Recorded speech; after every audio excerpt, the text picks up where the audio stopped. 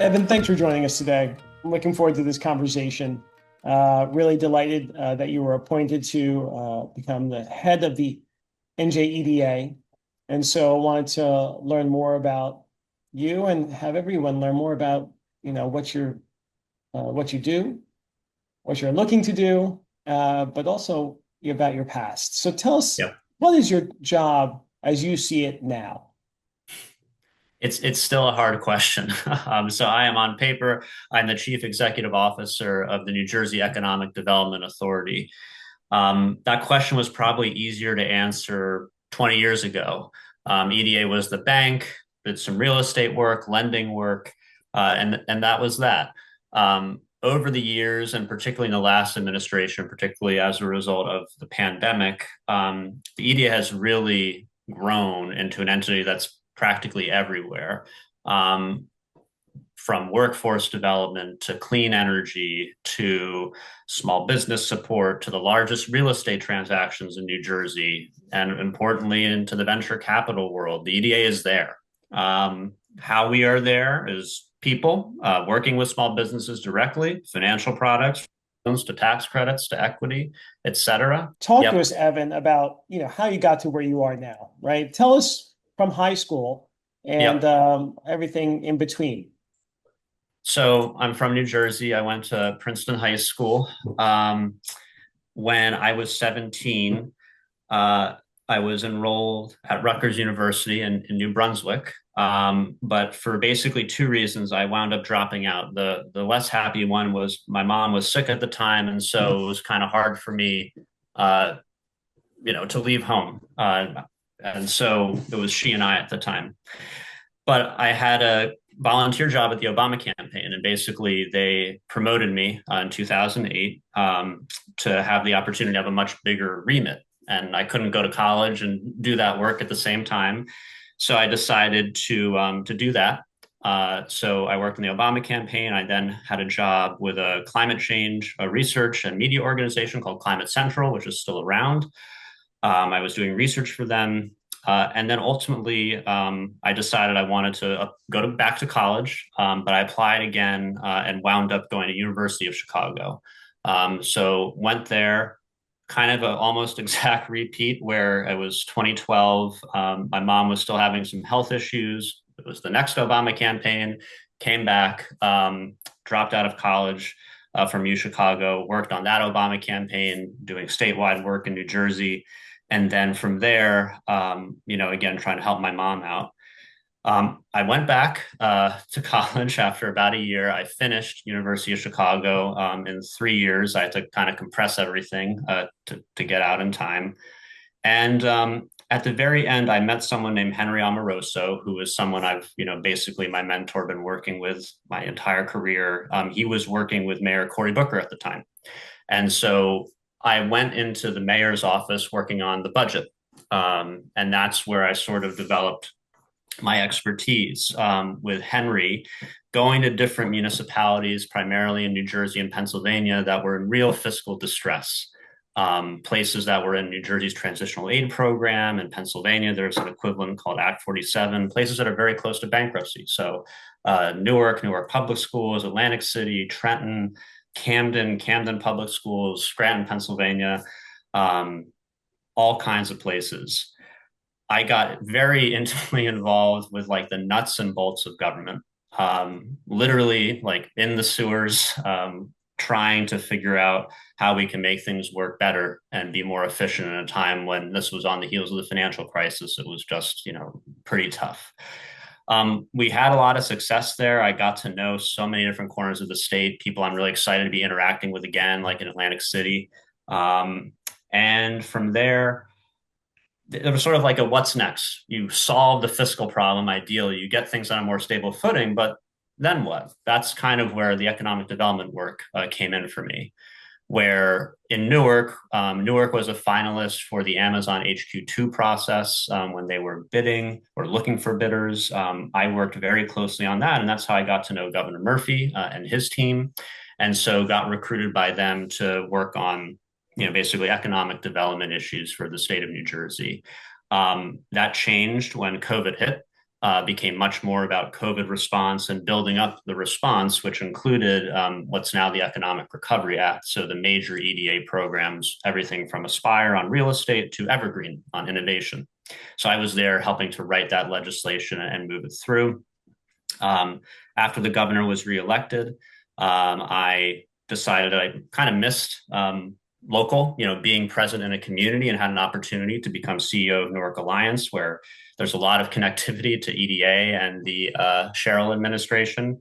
The boardroom at EDA is named after Al Capi, who was the longtime chair of the EDA. He was also the CEO of Newark Alliance as well.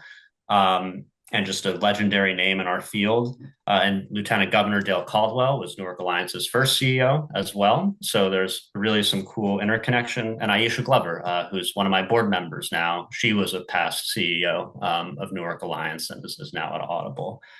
Newark Alliance was a really great opportunity to work with the private sector and the public sector on really important projects. And so specifically around homelessness, closing the digital divide, and commercial corridor support on Halsey Street in Newark, which, if you know, Newark's one of the great kind of small business corridors we have downtown with Brown Mill and Burger Walla.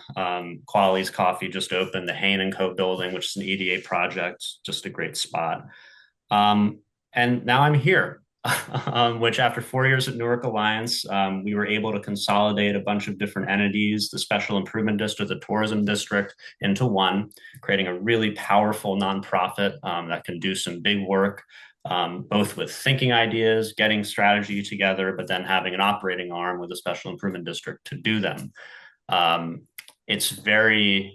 It was just a great journey, but I, then missed being part of the policy apparatus, in the state, and was really inspired by what now governor, then candidate Sherrill was talking about in terms of how she wanted to do things differently.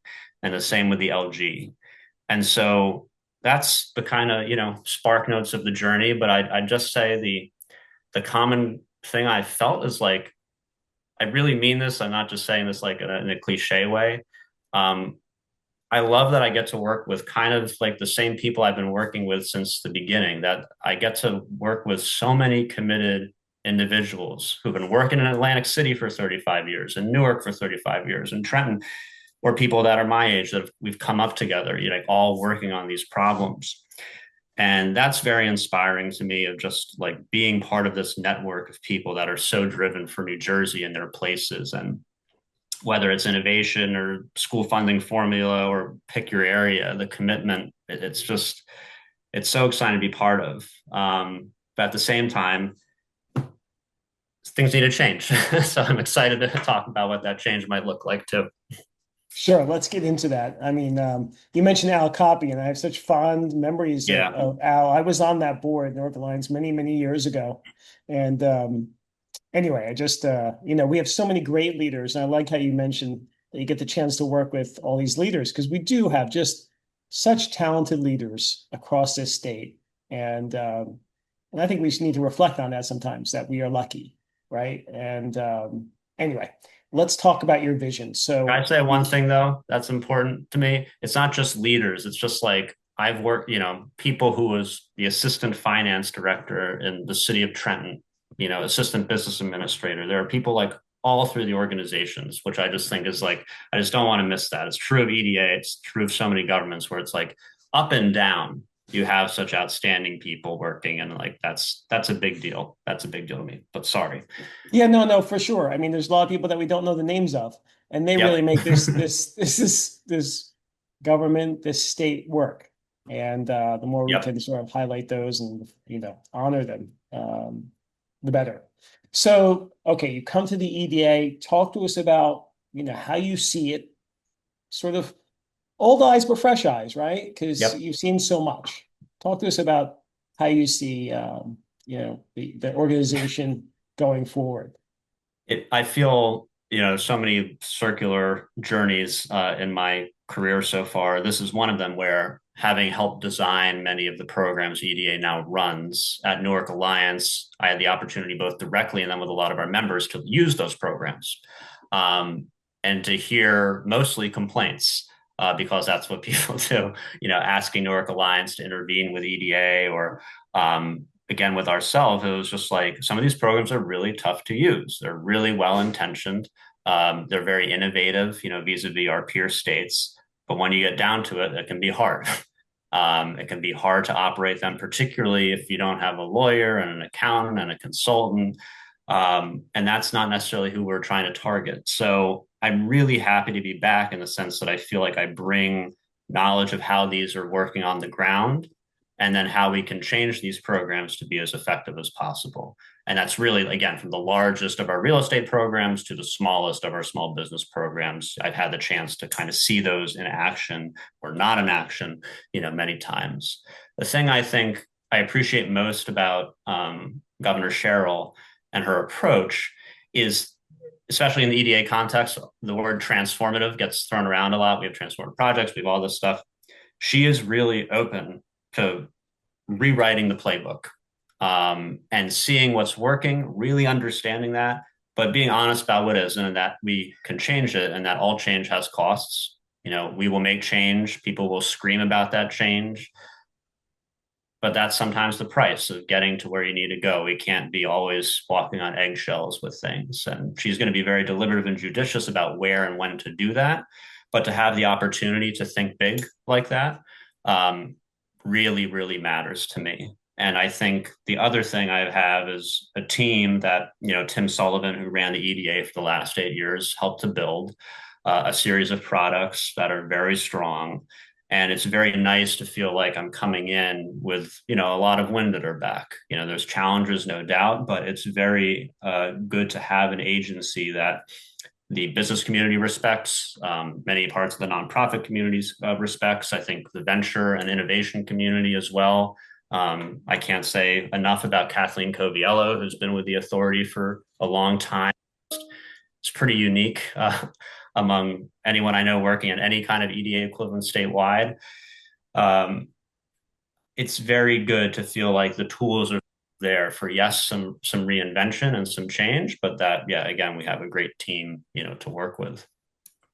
Yeah, for sure. And there are just so many, I've mentioned this before, so many amazing programs have been launched in just, Yep. past 3, 4, 5, 6 years. And that's really great to see. And I think the community is reflecting that, right? And they're sort of, I have folks coming in from out of state bragging about, they came for these programs, this is Yep. really a step above other states. And everything's moving so quickly. Obviously, we have to keep it up, right? And Yep. sustain it. Yep. That's the important thing, obviously, from the community's perspective. But talk to us more about, you mentioned Governor Sherrill. How do you see things? Can you give us any sort of peek into the future or into the possible new programs or revised efforts?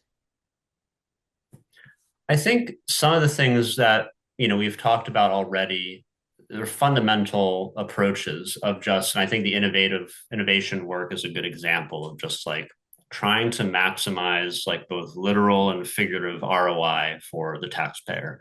And so we have a lot of programs that, especially in the COVID era, were geared towards kind of stemming disaster, getting money out the door to people who needed it, businesses that needed it. I think because of a lot of the success that we've seen in the venture and innovative space, there's interest in trying to see how much we can apply that approach, to other parts of our work, whether that's in real estate, small business support, beyond venture. There's been some very interesting work we've done with manufacturing, with the voucher program or ROI-NJ. But I think in general, she is laser focused and obsessed with, if we're running a big event. We saw this with the World Cup announcement, the changes with Liberty State Park. Like, what does that mean for New Jerseyans? What does that mean for the taxpayer? With energy, for the ratepayer, it's looking through everything we have and saying, okay, what do we get back out of this?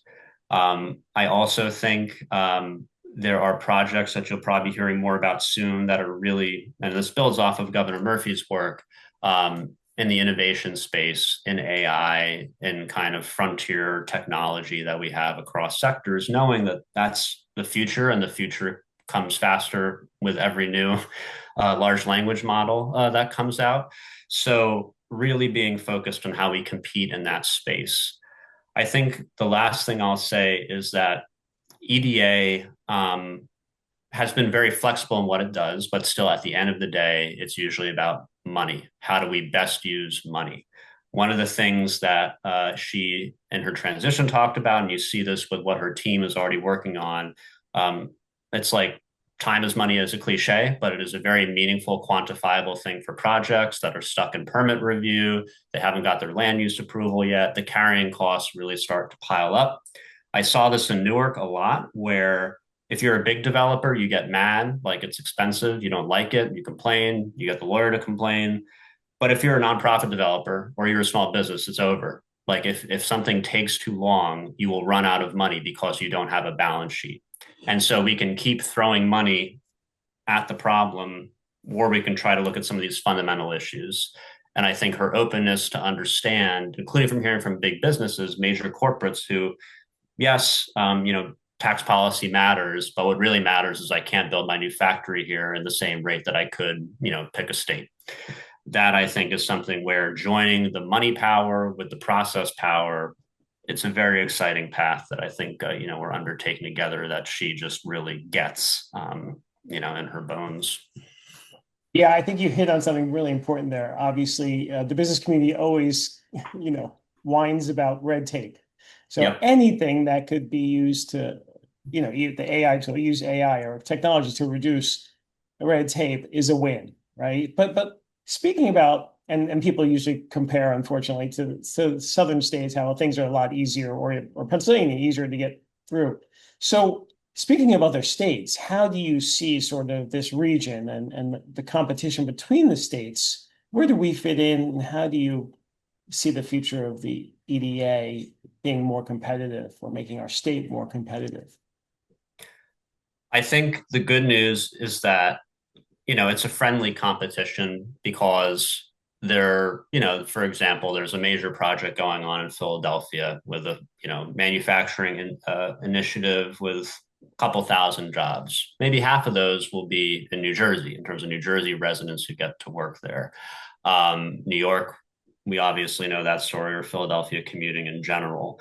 Um, I feel that there's a lot we can learn from each other and things that we want to steal. Pennsylvania has gotten very good at cutting through red tape, at doing site preparation. New York has a very impressive approach to AI. Um, I'm fine stealing it, and seeing what we can do here because I know they do the same. I recognize in a lot of what DCED does, the Pennsylvania EDA equivalent, stuff that we did in the last, 8 years or so. Um, where do I see how we can compete? I think this gets to something I'm sure we'll talk about, which is that it's very helpful to get very specific. There's too much red tape. I want the business to tell me what's the permanent DEP? What's the issue you have with your local zoning board? Get micro specific for us so we know what to change beyond this kind of ambient dislike of what's going on. I've seen other states in the Northeast and in the Midwest, more of our peer group than say the South. Like again, go through processes where you see down to the specific, New Jersey Administrative Code 15:17, that's the problem. So I think we're extremely competitive with those states because of our talent, because of, again, specifically how much we've been able to grow the innovation economy here.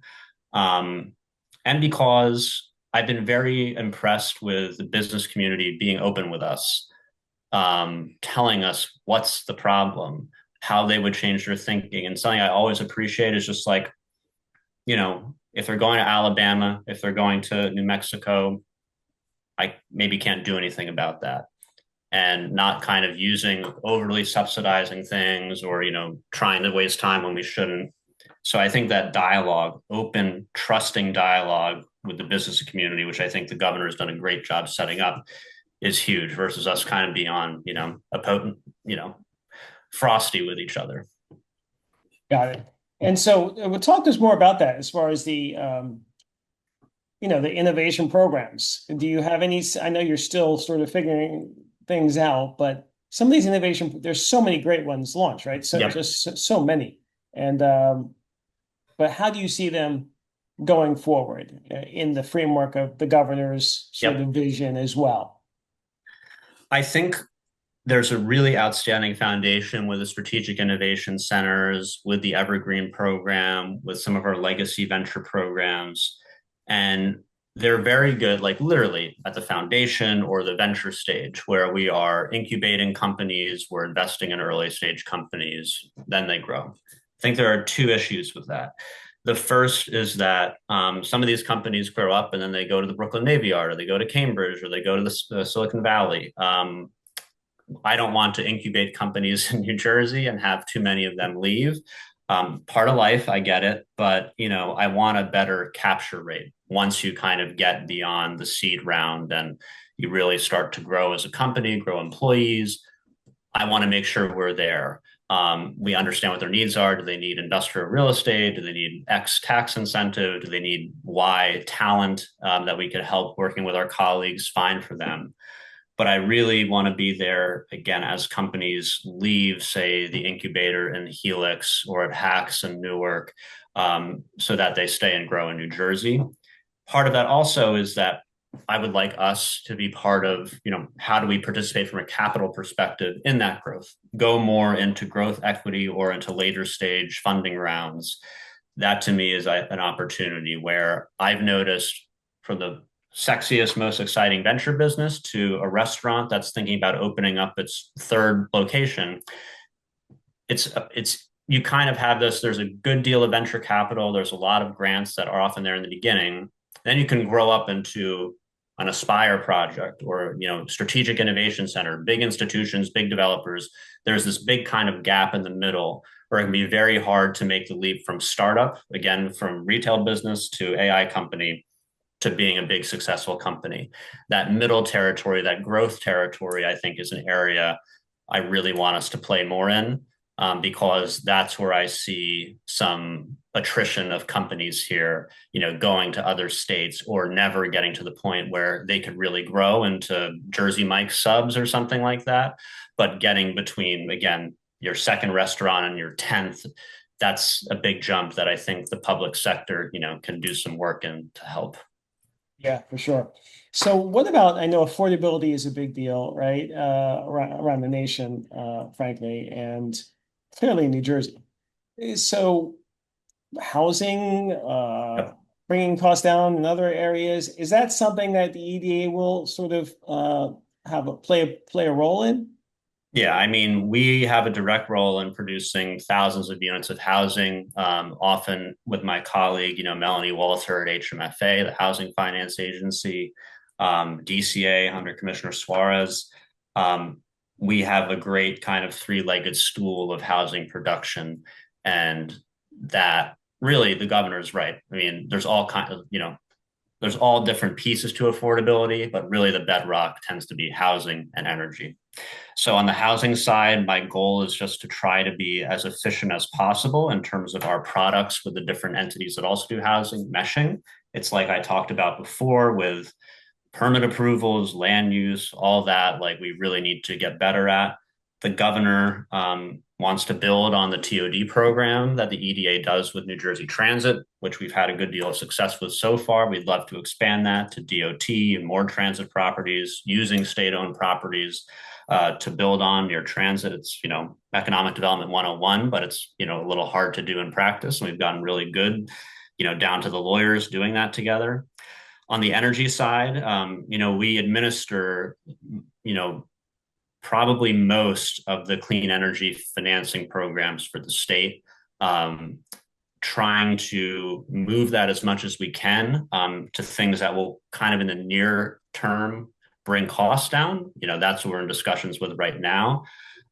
We need short-term relief, there's no question, but I want to make sure as well that we are seeding the ground for new generation, whether that's the really big utility scale stuff or just, as the federal government has pulled back, filling in the gaps where we can with respect to, smaller, residential solar. I had a conversation with the Secretary of Agriculture over the weekend just about dual use solar on farms. And that's like an incredibly exciting area for us, but is stuck in kind of classic red tape land where it's revenue for farmers, when appropriate, and it's stuff back to the grid on land that we have. So landfills is another one. A great report that DEP did in the last administration for landfills that could be used for solar. It's just we can finance those. So the theme maybe is I like to think of EDA as leveraging what other state entities, other governments, private sector do. I don't like being us owning stuff most of the time. It's how do we use what we have to leverage, what other entities are built to do or what the private sector is on the edge of doing, on the edge of investing in, and just need a polite little push. That's where I think we're at our strongest. Yeah, that certainly makes sense. Speaking of energy, obviously, as you know, data centers, the whole question about, you know, generation and supporting those or not. How do you view that sort of dilemma going forward? I view it as a dilemma. And to be honest, it's something that we're still just trying to make sure we understand, the pros and cons of. Um, Both are clear. That's the thing. It really is a policy and judgment call for us to make and to figure out how the data centers themselves can mitigate the costs that they're adding, and then also tell us what they are really doing for us, as a state in terms of compute that can be applied to research that can provide life-saving, new drugs. There's all these ways it can be applied versus just, better streaming of, whatever. So I do think it is important that this I think about all the time. How do we assess the relative impact of a given investment? That's hard, but it's very important. And I think data centers are an early example of something we need to wrap our arms around with early. It's very acute and over the border in Pennsylvania, northeast of Pennsylvania, like so many data centers being proposed, some built, definitely now kind of at the tipping point, it seems like, of public backlash on them. We're not there yet in New Jersey. So I just think it's incumbent for both of us, for their sake, frankly, as well, to kind of be clear about what the value proposition is for us, and that we can tell residents that this is a deal, this works for you. But I'd say it's pretty near the top of my list and the governor's list in terms of something we have to look at and understand fairly quickly, because again, as we said earlier, this moves very, very quickly. That's for sure. Very quickly. This has been a great conversation, Evan. Thank you so much. Before we go, though, I wanted to ask you, how can the innovation community, the entrepreneurial community, the business community help you? um, I think just don't be shy. But if you're complaining, be specific. Like I said earlier, like I'm very happy to me and the team, like to talk to you collectively, business and innovation community. But you should just feel very open and talking about the specific thing that you're having trouble with, that you don't like, that you want to change. Um, we don't need the dog and pony, or don't worry about it. Just feel that that is the open door we have. But sometimes I find that the business community like won't go far enough. They get nervous. I understand why. You're dealing with the government. You don't want to upset the government. But I do think it's like it's having this openness and trust among us, figuring out the right venues to get together so we can figure out, in a room with 5 people or a room with 10, let alone 300, like, yeah, what do you want us to work on? What really matters?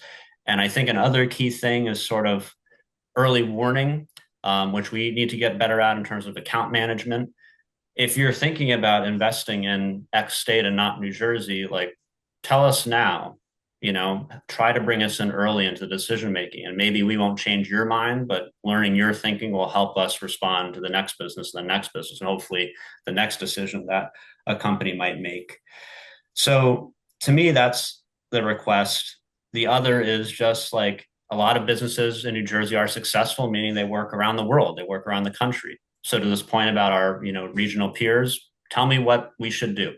Tell me what's different. I don't want to hear, well, it's easier to, find workers, or it's easier to get cheap costs the next day. It's like, that's not helpful. But tell me they have a better workforce ecosystem. Are they better at site improvements and they get the water and sewer all ready for you, and whatever it might be.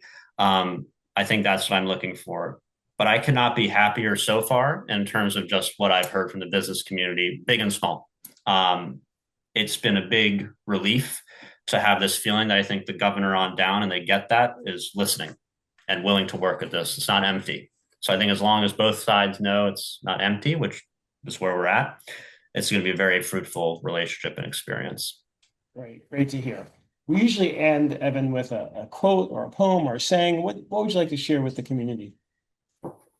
It's a little silly. Well, it's not that silly, but it's a poem by a Carl Sandburg poet. It's called Soup. My son is named after Carl Sandburg, in part, not because of this poem, but it's a good poem. So I'll read it if you don't mind. It's short. I saw a famous man eating soup. I say he was lifting a fat broth into his mouth with a spoon. His name was in the newspapers that day, spelled out in tall black headlines, and thousands of people were talking about him. When I saw him, he sat bending his head over a plate, putting soup in his mouth with a spoon. That's the poem.